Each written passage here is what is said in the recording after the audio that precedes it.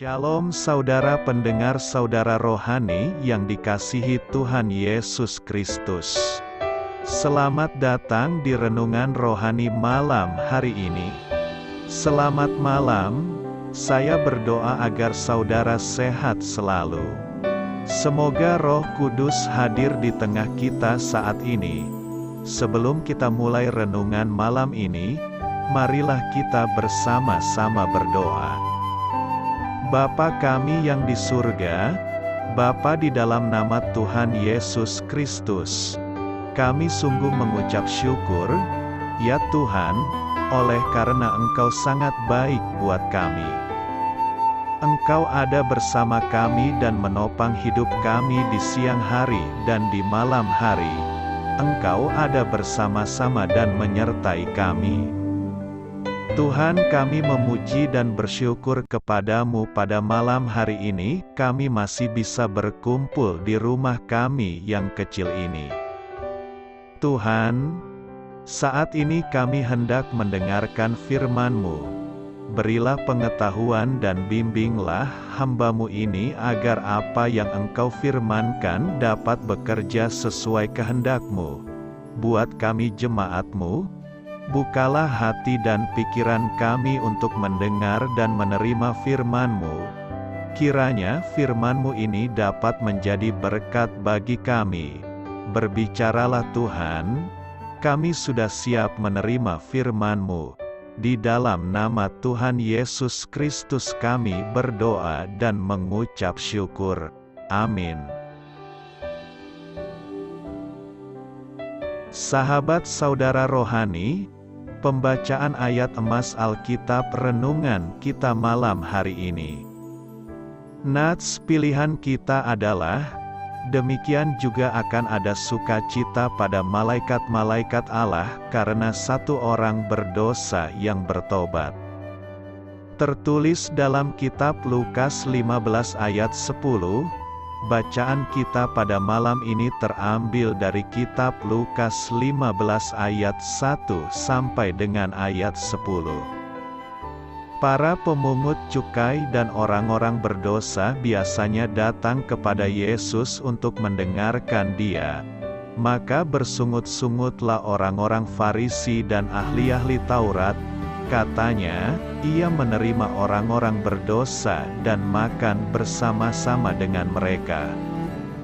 Lalu Ia mengatakan perumpamaan ini kepada mereka, siapakah di antara kamu yang mempunyai 100 ekor domba, dan jikalau ia kehilangan seekor di antaranya, tidak meninggalkan yang 99 ekor di padang gurun dan pergi mencari yang sesat itu sampai ia menemukannya. Dan kalau ia telah menemukannya, ia meletakkannya di atas bahunya dengan gembira. Dan setibanya di rumah ia memanggil sahabat-sahabat dan tetangga-tetangganya serta berkata kepada mereka, bersukacitalah bersama-sama dengan aku, sebab dombaku yang hilang itu telah kutemukan. Aku berkata kepadamu, demikian juga akan ada sukacita di sorga karena satu orang berdosa yang bertobat, lebih daripada sukacita karena 99 orang benar yang tidak memerlukan pertobatan. Atau perempuan manakah yang mempunyai 10 dirham, dan jika ia kehilangan satu di antaranya, tidak menyalakan pelita dan menyapu rumah serta mencarinya dengan cermat sampai ia menemukannya. Dan kalau ia telah menemukannya, ia memanggil sahabat-sahabat dan tetangga-tetangganya serta berkata, bersukacitalah bersama-sama dengan aku, sebab dirhamku yang hilang itu telah kutemukan. Aku berkata kepadamu, demikian juga akan ada sukacita pada malaikat-malaikat Allah, karena satu orang berdosa yang bertobat. Lukas 15 ayat 1 sampai dengan ayat 10. Topik dari ayat emas renungan kita adalah, jangan pernah meremehkan arti satu jiwa. Mari kita mulai renungan malam kita. Judul renungan kita hari ini adalah Sukacita karena satu orang. Kisah inspiratif. Banyak orang Kristiani dengan mudahnya mengikuti suatu pandangan keliru yang menyatakan bahwa kesaksian mereka kepada satu orang tidak akan mempunyai arti apa-apa. Akan tetapi, tentu saja apa yang kita baca dalam Injil tidak mendukung hal itu. Meskipun pelayanan umum yang dilakukan oleh Yesus hanya berlangsung sampai kurang lebih 3 tahun, Dia tidak pernah terlalu sibuk untuk menjalin relasi dengan setiap orang secara pribadi. Memang benar, Yesus telah berkhotbah di hadapan banyak orang di Yudea, memberi makan 5.000 orang yang berkumpul di dekat Danau Galilea, dan melayani banyak sekali orang di Kapernaum.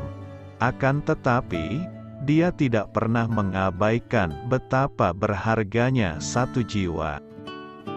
Dalam memberikan kesaksian pribadi, kita akan dikuatkan saat membaca percakapan Yesus dengan seseorang yang bernama Nikodemus pada suatu malam, Yohanes 3.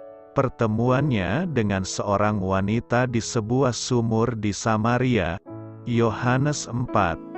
Dan ketertarikannya secara pribadi terhadap seorang pria bernama Zakeus, yang memanjat pohon ara supaya dapat melihat Tuhan dengan jelas.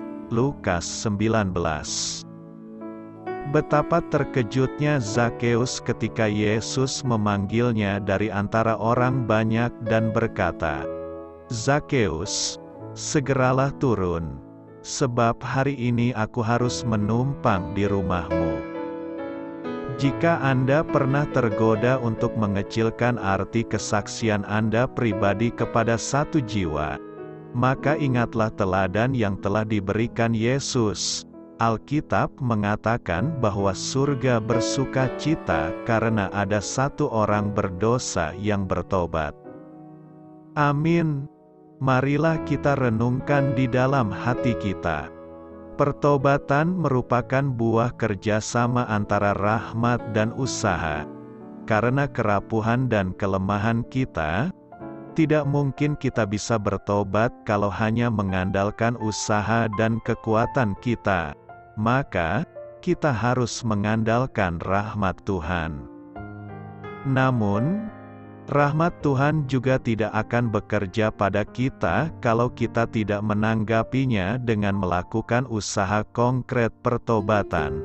Salah satu usaha itu adalah seperti yang dilakukan oleh para pemungut cukai dan orang-orang berdosa dalam Injil hari ini, yakni datang kepada Tuhan dan mendengarkannya. Dengan mendekatkan diri kepada Tuhan, kita akan dianugerahi rahmat-Nya, dan dengan demikian menyatulah dalam diri kita antara usaha dan rahmat sehingga mendatangkan buah yang luar biasa. Pertobatan satu orang sangat berharga sekali nilainya. Malaikat Allah akan bersuka cita atas pertobatan satu orang saja. Apalagi jika banyak orang bertobat, maka malaikat sorga pun akan bersorak-sorai dan mengagungkan Allah. Nilai jiwa manusia adalah sangat berharga di mata Tuhan. Hal itu menunjukkan bahwa Tuhan sangat mengasihi jiwa-jiwa lebih dari ciptaannya yang lain. Karena manusia diciptakan menurut gambar dan rupanya. Kejadian 1 ayat 26. Itulah sebabnya ketika manusia jatuh dalam dosa, meninggalkannya dan tersesat, hati Tuhan sedih.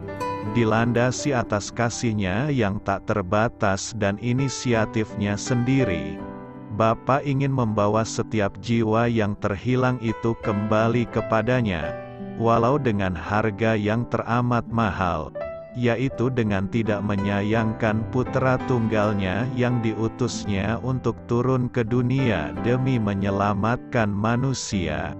Yohanes 3 ayat 16. Sebagai umat tebusan Tuhan, adakah kita punya hati Bapa yang begitu mengasihi dan terbeban ketika melihat banyak orang belum diselamatkan dan tersesat di luar sana? Banyak orang Kristen tidak mau peduli dengan keberadaan orang lain, yang dipikirkan hanyalah keselamatan diri sendiri. Bila diminta untuk turut terlibat dalam pelayanan penginjilan, mereka menolak secara terang-terangan dengan berbagai alasan dikemukakan. Kalaupun kita tidak bisa terjun langsung ke ladang Tuhan untuk melayani jiwa-jiwa, kita bisa turut ambil bagian dengan mendukung pelayanan misi penginjilan, menjadi sponsor untuk sekolah-sekolah misi, dan lain-lain. Rasul Paulus menasihati, beritakanlah firman, siap sedialah baik atau tidak baik waktunya. Nyatakanlah apa yang salah. Tegurlah dan nasihatilah dengan segala kesabaran dan pengajaran. Tetapi kuasailah dirimu dalam segala hal. Sabarlah menderita. Lakukanlah pekerjaan pemberita Injil dan tunaikanlah tugas pelayananmu. Jangan berkata tidak bisa, sebab umat Tuhan harus turut ambil bagian dalam tugas penyelamatan jiwa-jiwa ini. Karena kita adalah saksi-saksinya. Tunjukkanlah belas kasihan kepada mereka yang ragu-ragu. Selamatkanlah mereka dengan jalan merampas mereka dari api. Dan, lihatlah sekelilingmu dan pandanglah ladang-ladang yang sudah menguning dan matang untuk dituai. Jika kita mau menolong satu jiwa saja, maka seluruh sorga akan bersorak-sorai, dan mahkota sudah Tuhan sediakan bagi pemenang jiwa. Karena itu, selagi masih ada waktu, marilah berjuang menobatkan satu orang saja agar malaikat sorga bersukacita. Saya memberkati Anda agar sewaktu Anda mencarinya dari Dia, Bapa Surgawi Anda akan memberikan bagi Anda roti harian Anda. Dalam nama Yesus Kristus, Tuhan yang berkuasa atas alam semesta dan menuntun kita kepada iman yang menyelamatkan, Tuhan Yesus menyertai senantiasa. Terima kasih Ibu, Bapak, Saudara dan Saudari sudah berkenan mendengarkan renungan malam Saudara Rohani. Tuhan memberkati. Amin.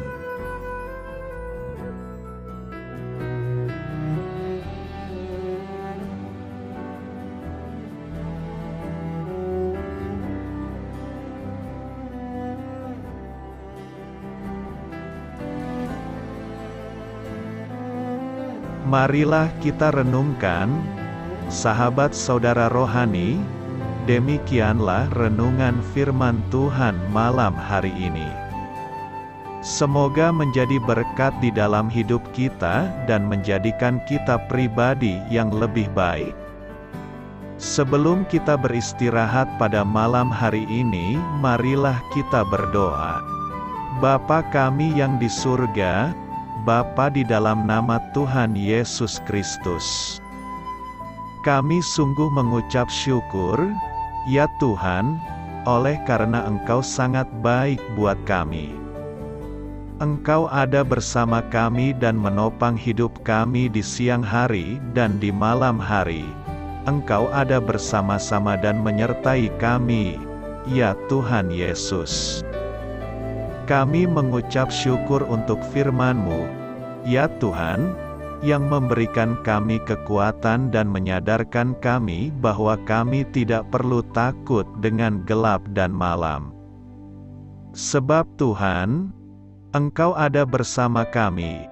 Engkau melindungi kami dan menjadi perisai bagi kami hamba-Mu berdoa saat ini.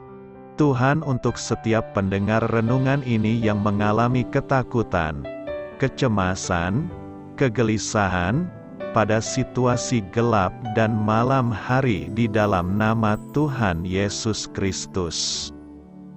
Kuasa Tuhan melepaskan mereka dari segala ikatan roh-roh ketakutan yang mengikat mereka saat ini.